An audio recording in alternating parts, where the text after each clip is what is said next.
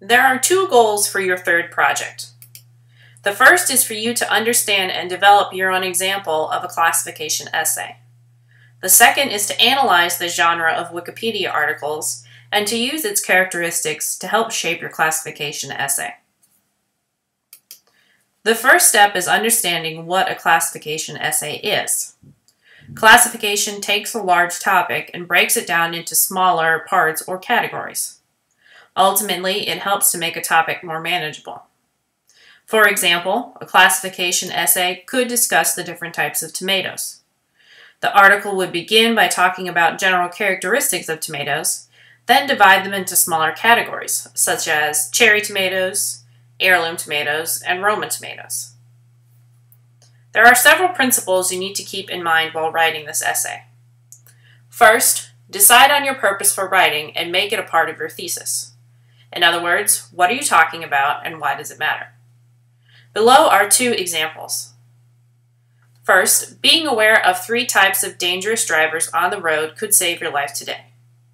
This thesis tells readers that the article is going to be about types of dangerous drivers and why it's important. The second example reads, understanding the types of cancer treatments available will help you make an informed decision about your course of action if you are faced with such an illness.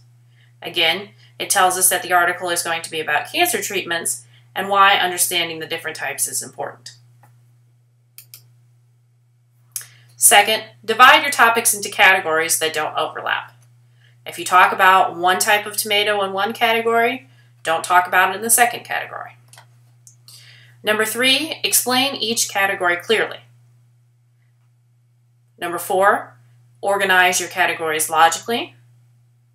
And number 5, use transitions to move your readers through the essay. At this point, you're probably asking, what does Wikipedia have to do with this? Wiki articles are common and popular in this day and age of technology, so it's important to understand how they can be used and how they should be structured. In fact, many Wikipedia articles are structured as classification articles.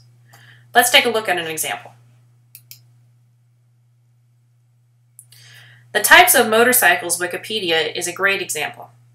The page begins with an introduction that discusses the general characteristics of motorcycles. From there, the page is broken down into different types of motorcycles, including standard, cruiser, dirt bike, and so on. Let's take a look at the couple of characteristics of a Wikipedia page. Keep in mind that because you're writing an essay, there are some traits like hyperlinks or photographs that you won't be able to include. However, there are many traits you can mimic. Again, the article begins with a clear introduction. It is followed by a table of contents. Your outline will serve as your table of contents. The article then moves on into each of the categories. These categories can be thought of as your body paragraphs. Notice that each section is identified by a heading, which you can use in this essay. The most important trait of a Wikipedia article takes a bit of work to discover. If you took the time to read this article, you would notice that it is written in a style called neutral point of view. This means several things.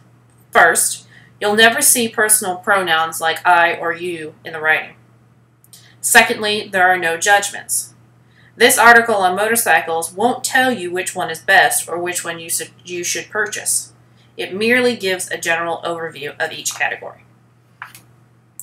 The one characteristic that a Wikipedia page doesn't have that you should is a conclusion paragraph.